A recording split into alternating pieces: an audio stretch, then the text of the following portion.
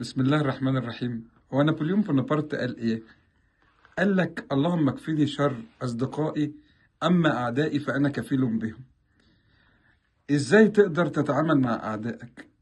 لازم نمرة واحد ان انت تدرس كويس جدا نقاط القوة والضعف. هو عدوك وهو بيتعامل وهو بيشتغل، فاهم بقى ان هو الناصح اللي ما حصلش، مش فاهم ان انت خابزه وعارفه كويس قوي، وعارف هو النكست ستيب بتاعته ايه، الخطوه التانيه بتاعته ايه.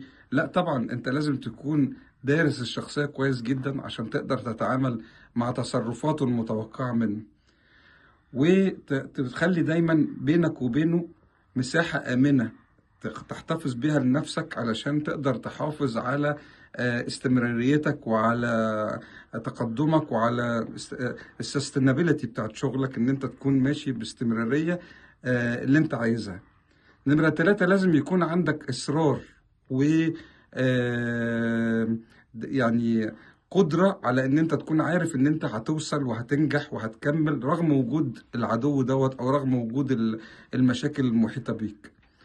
نمرة أربعة، ان انت تتخذ موضع المدافع وليس الهجوم. ما تبقاش انت في الاول اللي بتهاجم، سيبه هو يهاجم ويغلط ويعمل كل الحاجات دي، وادرس كل التصرفات المتوقعة منه، وحاول تتعامل معاها في وضع الدفاعي، وما تبادرش بان انت تكون انت المهاجم.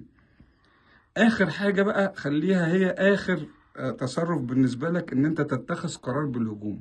بس لو اتخذت القرار بالهجوم ده، لازم يا صاحبي تكون عامل حسابك انها تكون ضربة موجعة، تكون مديها لعدوك في الصميم، اللي هي ما يقدرش يعمل معاك اي تصرف تاني، ويبقى عارف كويس قوي حدوده معاك، وامتى يتوقف عن التصرفات اللي لا ترضي طموحاتك، وبالتالي تقدر تنتصر في المعركة. فأتمنى إن انتوا تاخدوا بالكم كويس جدا من النقط دي.